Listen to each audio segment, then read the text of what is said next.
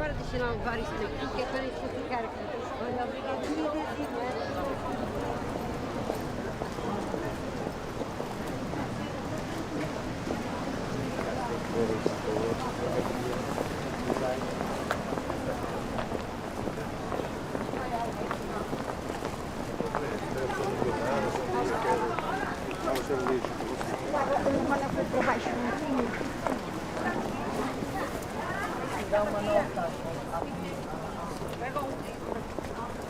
Henriqueta Emília da Conceição e Sousa, natural do Porto, abandonada pelo pai e tendo ficado órfã de mãe, foi vítima de estupro com 7 anos de idade. Entrou para o recolhimento das raparigas abandonadas, onde se manteve até aos 15 anos, altura em que foi recolhida por uma tia que a empregou numa fábrica de fósforos. Aos 16 anos já vivia sozinha, mas perdida de corpo e alma. Era dotada de grande inteligência e senhora de uma astúcia invulgar, de que se servia nas encruzilhadas do vício para tentar apoderar-se de fortunas alheias. E assim foi conquistando posição social e estabilidade económica. Aos 20 anos vivia em ricos aposentos, servida por criados. Apresentava-se em público nas mais provocantes e atraentes facetas, tanto frequentando as mais sórdidas tabernas, confraternizando com toda a espécie de vadios e larápios, como nos melhores hotéis, convivendo com a elite da sociedade portuense. Mas o que mais marcou a sua vida foi a profunda e estranha amizade por Itelvina, tão bem referenciada como Teresa Maria de Jesus, rapariga que recolheu e com quem estabeleceu um pacto de nunca se separarem, vivendo das mesmas vontades e aspirações. Itelvina, de constituição débil e devido a excessos e irregularidades da vida, ficou tísica e, apesar dos desvelos e cuidados de Henriqueta, o anjo da morte levou-a. Numa invulgar manifestação de amor, Henriqueta adquiriu no Prado do Repouso, num espaço onde mandou construir um jazigo, onde fez colocar uma imagem em mármore de São Francisco de Assis, esculpida e trazida de Itália. Obteve autorização para exumar e fazer a transladação do cadáver da amiga. Terá sido durante esse ato que consumou nefando crime. Conseguindo ficar a sós com o cadáver, cortou-lhe a cabeça, levou-a para a sua casa, onde a conservou em álcool, numa redoma de vidro, num pequeno santuário alumiada por uma lamparina de azeite.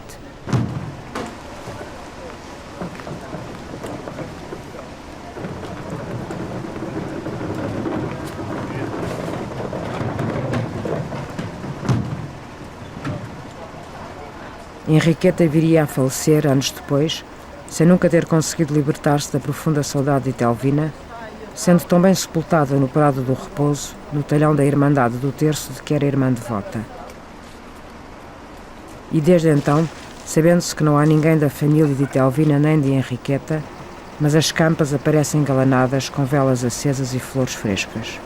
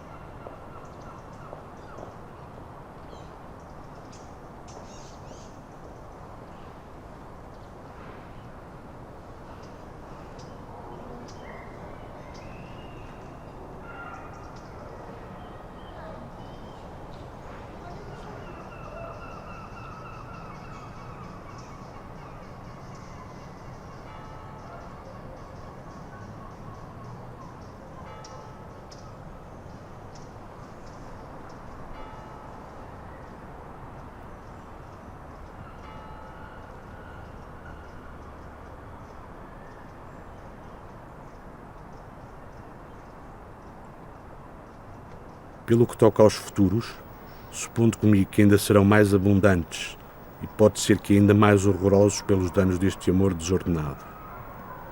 Convenho em que o número de semelhantes erros se poderia muito diminuir se o amante fosse amado sempre do objeto da sua paixão ou se fosse correspondido constantemente.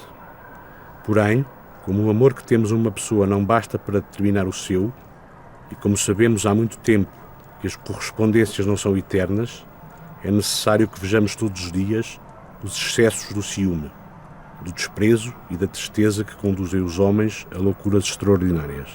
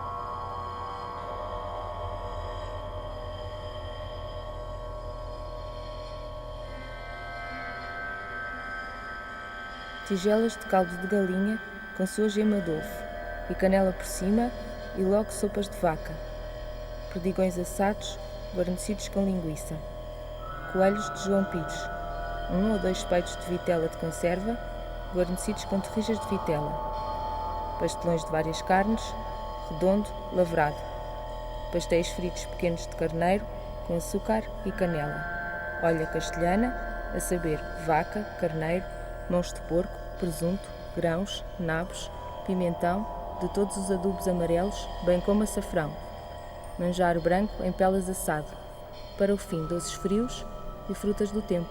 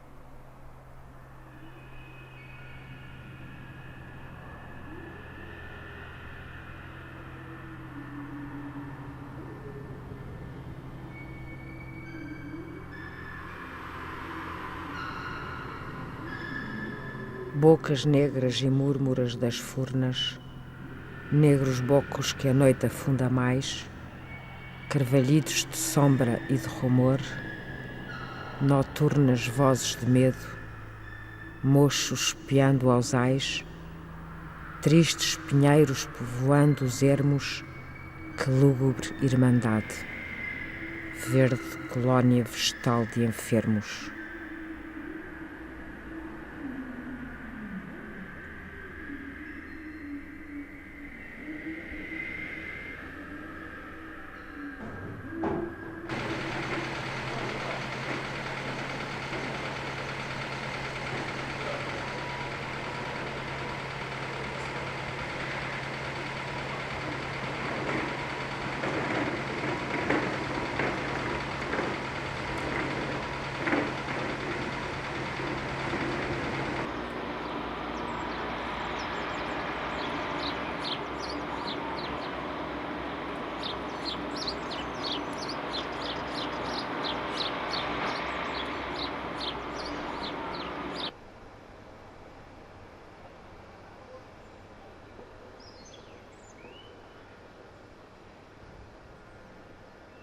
O Dr. Luís A. Gonçalves de Freitas era um indivíduo muito simpático, que já tinha sido tudo quanto desejara ser, e mesmo algumas coisas que nunca desejara.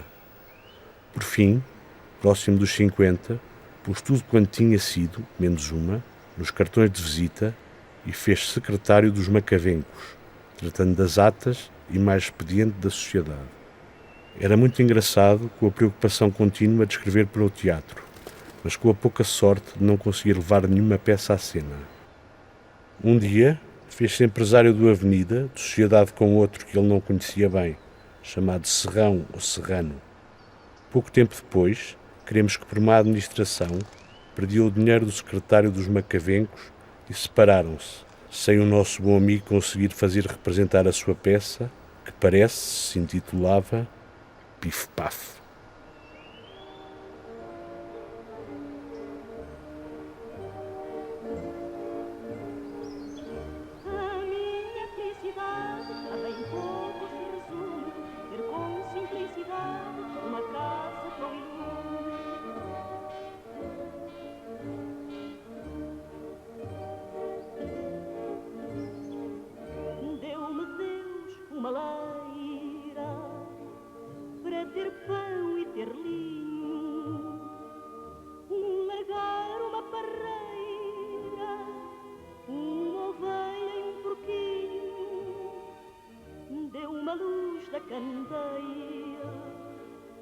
Deu malandro vestido e o melhor rapaz da aldeia que quis ser o meu marido. Com aventura não está distante, para ter fartura é bastante uma casinha, o meu burrinho, água fresquinha e farinha no moinho.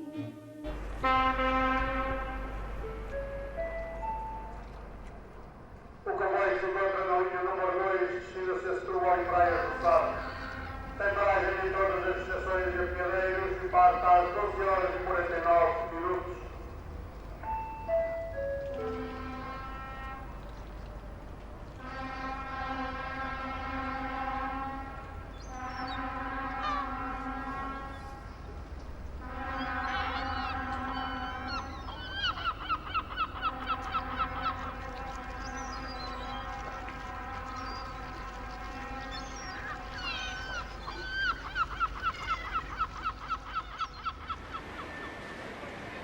Dá-se conhecimento a todo o povo ordeiro e trabalhador do Concelho do Barreiro que o autor do lançamento da bomba que explodiu na noite de 18 para 19 do corrente no Largo Sacadura Cabral e Gago Coutinho, ferindo 6 operários, alguns deles gravemente, foi o corticeiro João Montes, conhecido também por João Caldeireiro, de conivência com o corticeiro Abílio Gonçalves, conhecido por Abílio Garradas, os quais andam fugidos. A administração do Conselho oferece um prémio de 1 conto de réis a quem indicar o paradeiro do bombista. A autoridade administrativa torna e considera responsável todo aquele que de qualquer forma e por qualquer modo encubra o paradeiro do criminoso, ou lhe ofereça meios de fuga, auxílio moral ou material, abrigo, etc., respondendo perante os tribunais como conivente no crime. O Barreiro não deve, no entender dos seus habitantes ordeiros e trabalhadores, ficar com o labéu de terra de bombistas pelo crime de um desvairado e alcoólico. Não vale a pena. Para que lutar por esta gente? Meia dúzia de cavalos, 2 tiros de espingarda e não há mais resistência. A multidão é covarde. Não vês como fugiram? Não cheguei a tempo de ouvir. Eu não me admiro do suceder. Tu julgas e conversas ao povo, convences alguém. O próprio povo não te entende. O que é preciso é atingir os postos de comando. Sim, chegar ao parlamento, criar as leis, preparar essa gente. Há escravos que não querem ser livres. Eles sabem lá o que é liberdade. A liberdade é um prêmio. É preciso merecê-lo.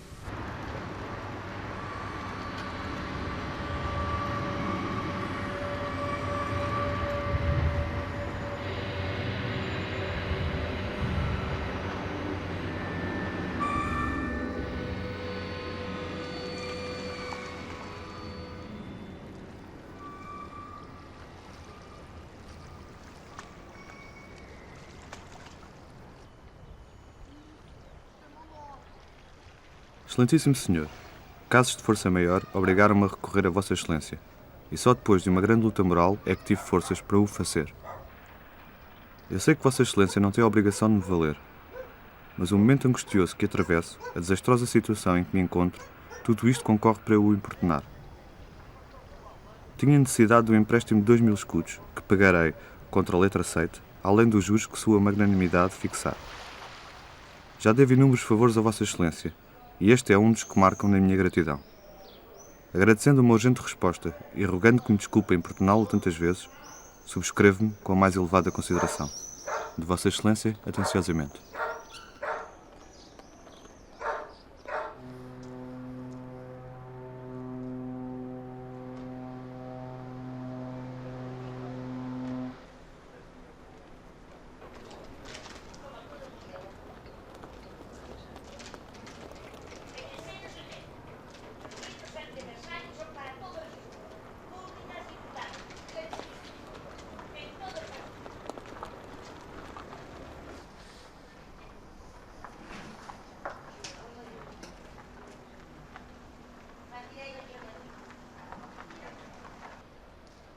Recebi a sua carta e li com atenção o seu pedido, mas, no momento presente, não me é possível dispor de qualquer quantia, visto que alguns milhares de escudos estão emprestados a uma pessoa de família.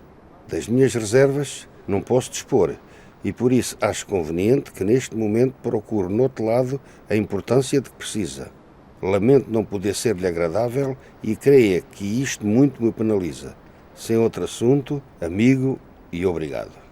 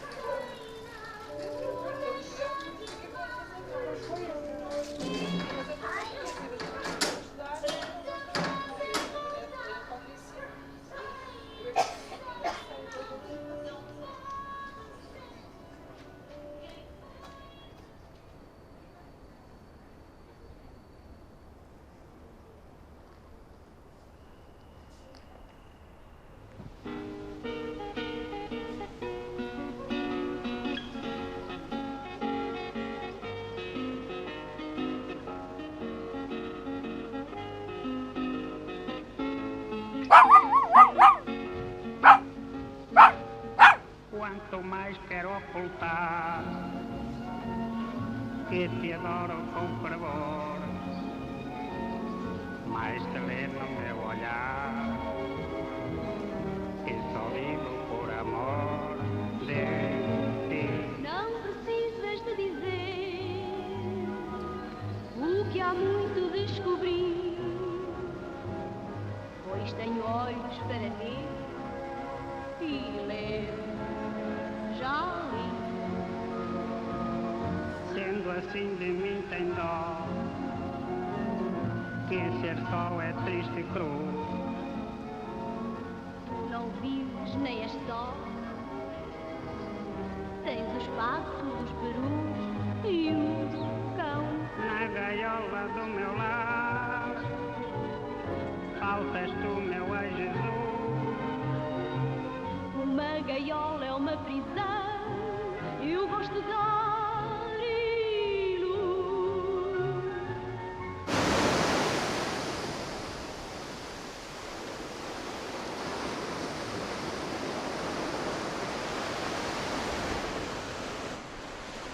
Excelentíssimo Senhor, pertencendo a um grupo que aprecia as evasões ao cotidiano, o pitoresco e também o conforto, tenciona organizar um fim de semana coletivo na sua cidade e o seu estabelecimento parece-me convir à estada que desejamos.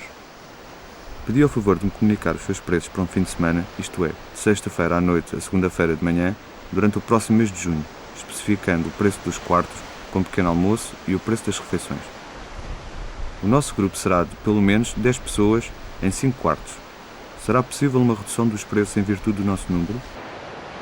Aguardando pronta resposta e a possibilidade de passar alguns dias no seu estabelecimento, apresento a Vossa Excelência os meus melhores cumprimentos.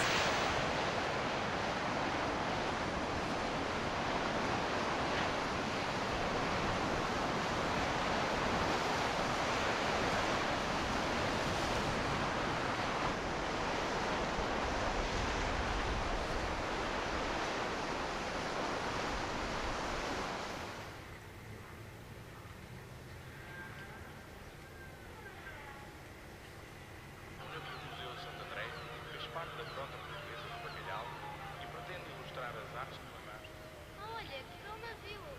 E bem com muito peixe. Como é que pesca este navio? Este navio é um arrastão de povo da empresa de pesca de Aveiro. Foi registado na capitania do Porto de Aveiro em 1949, ano em que fez a sua primeira viagem aos mares da Terra Nova, comandado pelo Walker durante algum tempo. Apanhando peixe pela sua enorme boca. Quando o capitão achar que está na hora de ver o escopo, a rede é puxada pelo guincho para o navio. Muito simples. Contava com um motor de 1.100 cavalos de potência. Os porões de salga tinham uma capacidade inicial para 20.000 quintais de peixe. O Santo André, o navio Inicialmente, onde tu o andaste, Santo André não era apenas também um operava como arrastão? arrastão Salvador. No Mas início não da tem década nenhuma de rampa 60, era para mandar convertido arriba ao e mar. beneficiado. Altera-se a configuração original do convés. É na verdade um arrastão, mas lateral, ou clássico, como também lhe chamavam. Quer isto dizer que o Santo André, a rede era arriada ao mar. Ele acrescentado o tombadinho para a instalação de lanchas destinadas à pesca com redes familiares. Artes que funcionam em paralelo com o sistema de arrasto. Em maio do mesmo ano, o navio é vendido à empresa ilhavense Tavares Mascarenhas Neves e Vaz, mantendo-se ao serviço deste armador até fevereiro de 1990, data em que é abatido à frota portuguesa no Santo André. Como te disse, o Santo André era um arrastão lateral.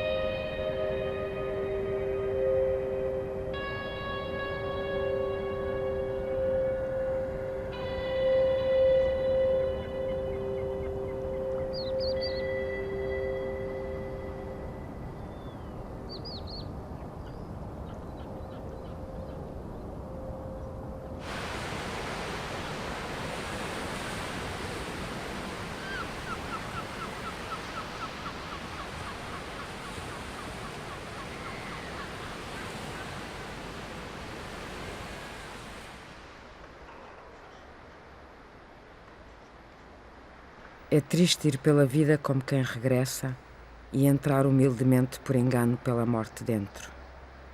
É triste no outono concluir que era o verão a única estação.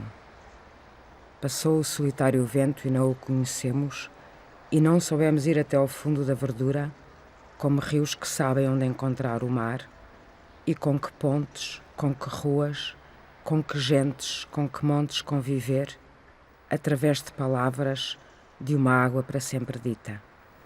Mas o mais triste é recordar os gestos de amanhã.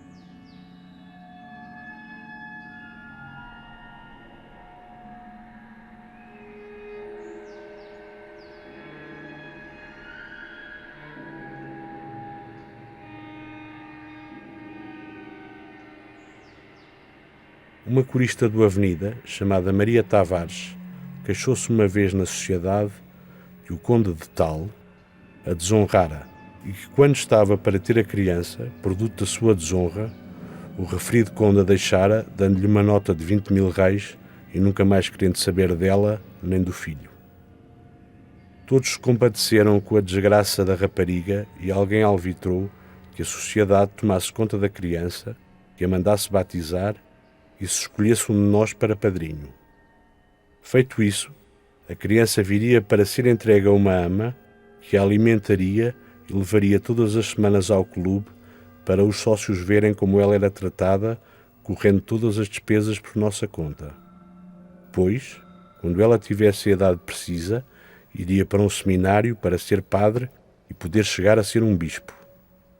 Era isto no tempo em que os padres andavam desaforados e com uma atitude que era a completa negação da sua doutrina, toda de paz e amor. A mim descompunham-me a miúde e até na igreja de Carnide, todos os domingos do púlpito sagrado, se fazia propaganda contra mim, a minha casa e ao presidente dos Macavencos. A esse tempo, também no ministério, chamavam-lhe o Macavenco. Foi no Petardo e no Portugal que ficaram gravadas as maiores insolências e infâmias. Em virtude de semelhante atitude, pensámos que, sendo a preocupação de toda a gente criar criaturas úteis, nós havíamos deliberado criar um maroto e um inútil. A criança, que estava na ama, lá para Leiria, foi trazida logo para Lisboa, batizada com o nome de Ernesto Monteiro, como recordação e homenagem a Bisnau. E às sextas-feiras era levada à sociedade para que todos se certificassem da maneira como era tratada e para se lhe dar o que fosse preciso para vestir. O Josué era o visitador e o inspetor desse serviço, que desempenhava gratuitamente e com grande satisfação, porque era um belo caráter de boémio e um verdadeiro amigo dos macavencos, pelos quais daria a vida.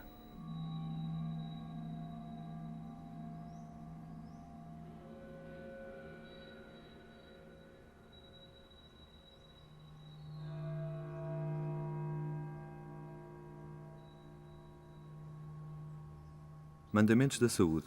O que eu prometo fazer. Respirar pelo nariz e nunca pela boca. Conservar a minha roupa limpa e em bom estado. Tomar banho, pelo menos, uma vez por semana. Não escarrar no chão. Evitar as poeiras e as moscas. Não sujar nem a minha casa, nem a minha aula. Lavar as mãos antes das refeições e à saída da retrete. Não levar à boca objetos que possam ter saliva dos outros. Escovar todos os dias os dentes. Andar sempre direito e, quando sentado, manter-me também direito.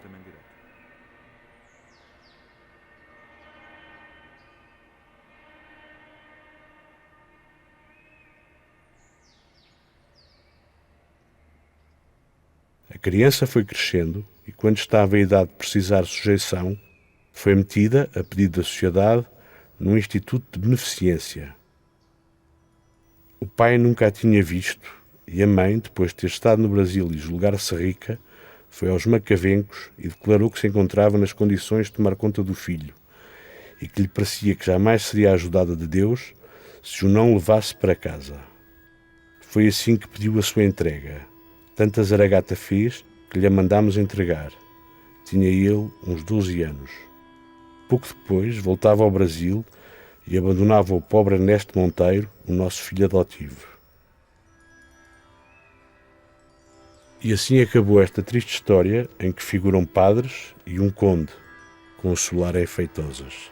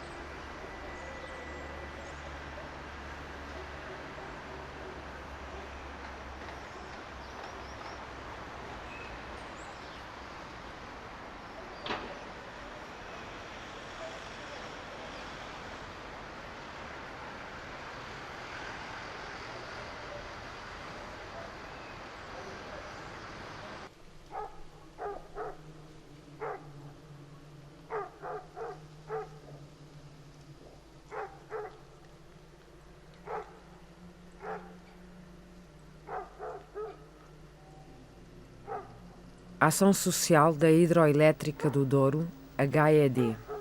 Abastecimento e alimentação. Abastecimentos. As instalações estão no centro comercial com dependências para padaria, mercearia, peixaria, talho, drogaria, barbearia, tabacaria, tabacos, livros e revistas. Alimentação.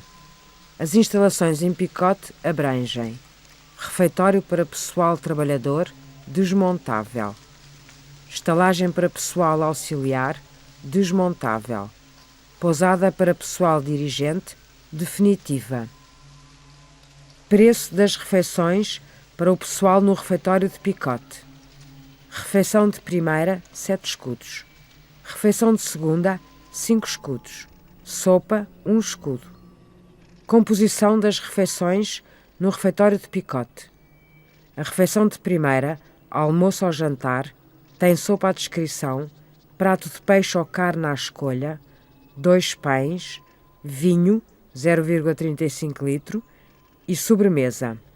A refeição de segunda, almoço ou jantar, serve sopa à descrição, prato, 2 pães, vinho, 0,35 litro e sobremesa. A sopa distribuída vai até 1 litro por pessoa. Assistência médica, cirúrgica e medicamentosa. Hospital desmontável. Serviços médico-cirúrgicos. Encontram-se montados os serviços de clínica, cirurgia, radiodiagnóstico, fisioterapia, estomatologia, urgência permanente, internamento, enfermaria. Âmbito dos serviços. Os serviços médico-cirúrgicos estendem a sua ação ao pessoal a admitir, aos funcionários da HED e dos empreiteiros, incluindo famílias, revestindo as seguintes modalidades: pessoal, médicos 3, médica 1, enfermeiros 7, pessoal auxiliar 12. Além do pessoal indicado, presta serviço um médico estomatologista 2 dias por semana.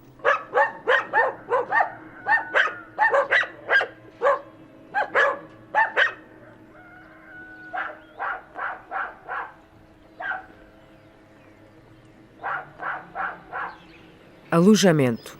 Unidades habitacionais construídas pela HED para o pessoal seu e dos empreiteiros. Habitações unifamiliares. Desmontáveis 111. Definitivas 35. Habitações coletivas. Todas desmontáveis. Estalagem. Desmontável com 22 quartos. Definitiva com 18 quartos. Recreio e cultura. Parque de jogos, piscina, campo de férias, campo de futebol, parque infantil. Casa do pessoal trabalhador, bilhar, ping-pong, jogos de mesa, biblioteca, bar. Para complemento de toda esta atividade, a HED distribuiu no dia da inauguração 200 contos pelas famílias dos sinistrados no escalão de Picote, com uma média de 8 contos cada uma, distribuição que foi feita pelo Sr. Padre José Telmo Ferraz, seu capelão. Serviu também uma rica ceia na noite do dia 19, a quantos operários apareceram.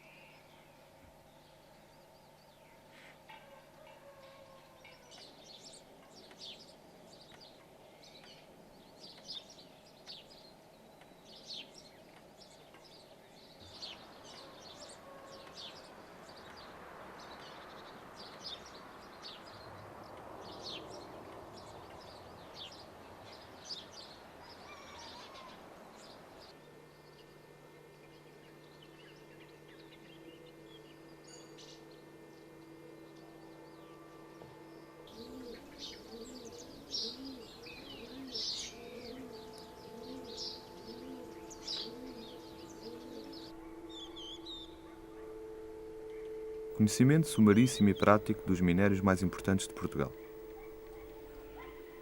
Diversamente associados, encontram-se à superfície e, sobretudo no interior da terra, todos os metais, constituindo minas, cuja lavra ou exploração consiste na extração dos minérios que elas produzem.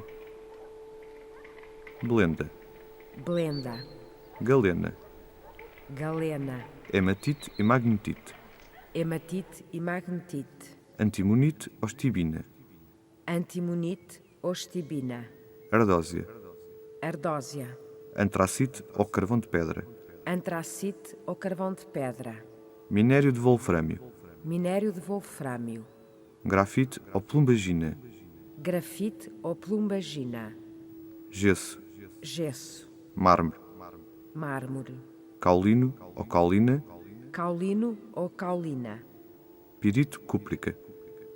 Este é o minério do cobre, cujo uso é tão importante e conhecido. Tem uma cor intermédia do latão e do bronze.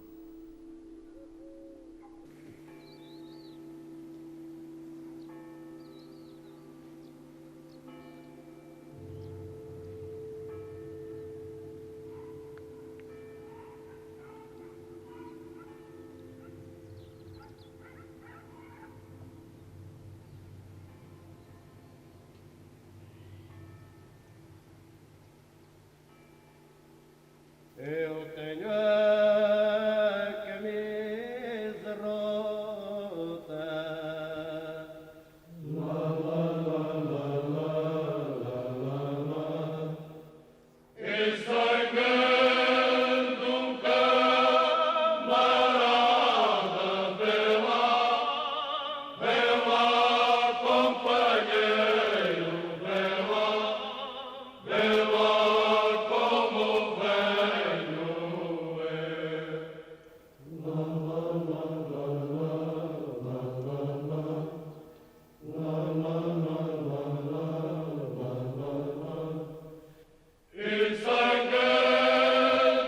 camarada, vela companheiro, vela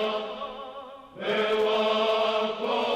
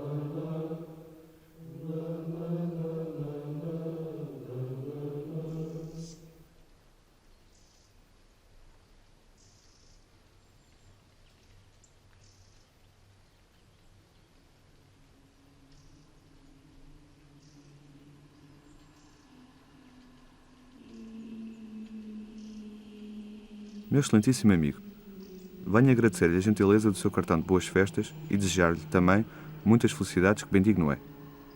Aproveito também para lhe comunicar, com alguma nostalgia, que a nossa rádio Pinóquio mudou de instalações.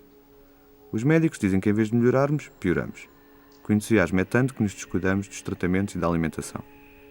Por esta razão, e também para melhorar as condições técnicas, a estação de rádio mudou para a cidade e foi instalada na papelaria Sicol. Consta que agora até chega a ser ouvida em Espanha. Outra novidade é que, para além da programação regular dos discos pedidos, divulgação do nosso folclore e dos espetáculos de Natal neste sanatório, a rádio vai ser das primeiras a acompanhar o Sporting da Covilhã nos jogos fora de casa. Espero breve uma visita sua para que veja por si todas estas novidades. Cumprimentos e um abraço deste seu amigo dedicado.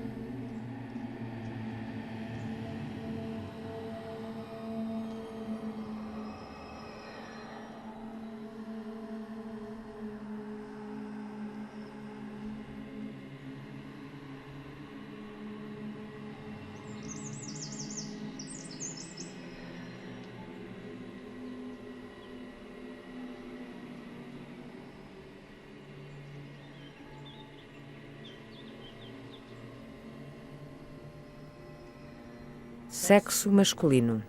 Idade 23 anos. Início da doença em fevereiro de 1945. Deu entrada no Sanatório das Penhas da Saúde em março do mesmo ano. A análise da expectoração era positiva. Escala Gaffky 5. A temperatura subia diariamente a 37,4 graus centígrados. O exame radiográfico mostrava lesões infiltrativas do lobo superior do pulmão esquerdo. Velocidade de sedimentação 20, 51, 110. Fórmula leucocitária. Leucocitose 11.500, neutrófilos 67, linfócitos 24, monócitos 9. Retirou 8 meses mais tarde, clinicamente curado, com mais 11 kg de peso e sem sinais clínicos nem radiológicos de lesões pulmonares. Velocidade de sedimentação à saída 2, 5, 55. Fórmula leucocitária à saída. Leucocitose 6.900, neutrófilos 32, linfócitos 55, monócitos 4, eosinófilos 9. Sexo feminino, 34 anos. Adoeceu em fevereiro de 1945 com febre e expectoração hemoptoica. Deu entrada no sanatório em junho seguinte. A análise à expectoração era positiva. A temperatura subfebril a 37,3 graus centígrados. O exame radiográfico revelava lesões no vértice esquerdo com pequena cavidade. Velocidade de sedimentação 2,5, 5, 10. Fórmula leucocitária. Leucocitose 8.700, neutrófilos 54, linfócitos 38, monócitos 2, eosinófilos 6, peso 58 kg. A internada retirou 4 meses mais tarde, com mais 3 kg de peso, sem sinais clínicos nem radiológicos de cavidade. Fórmula leucocitária. Leucocitose 8.700, neutrófilos 49, linfócitos 40, monócitos 9, eosinófilos 2. Uma tomografia então feita confirmou a cura da lesão. As análises à expectoração deixaram de revelar BT. A própria inoculação à cobaia foi negativa.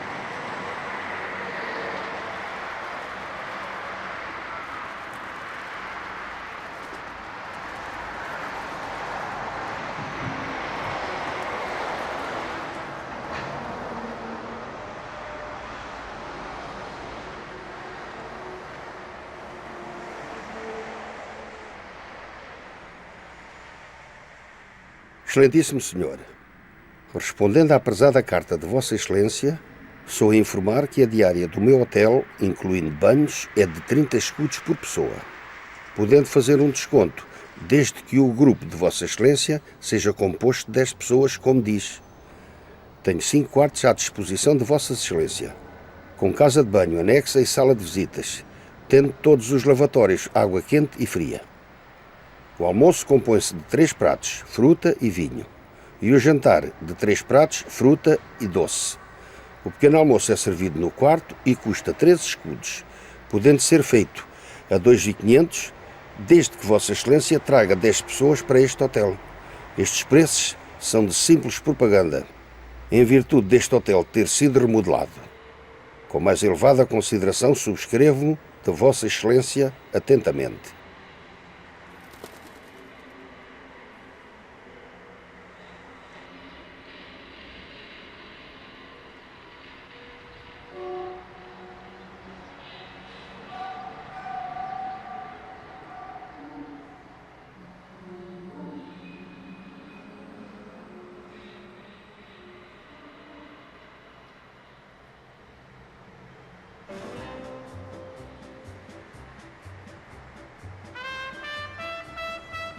Canção da carne no espeto, canção do pingo no lume, que fica presa loirinha e em pouco mais se resume.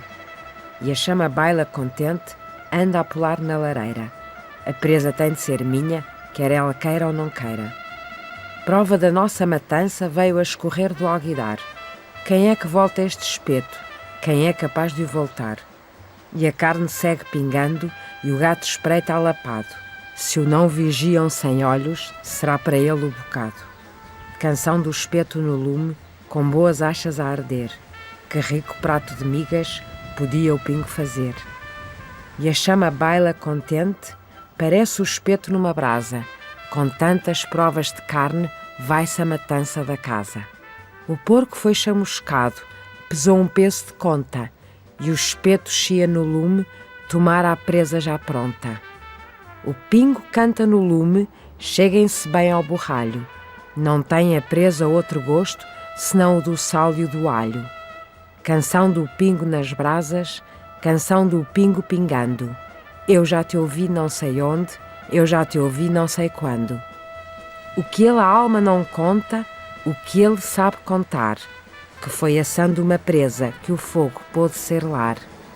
Canção do espeto no lume, canção eterna e sagrada, seja louvada a bendita dentro da nossa morada. E a presa assada no espeto não foi para a gente comer, levou-a o gato na boca, eu bem nos estava a dizer.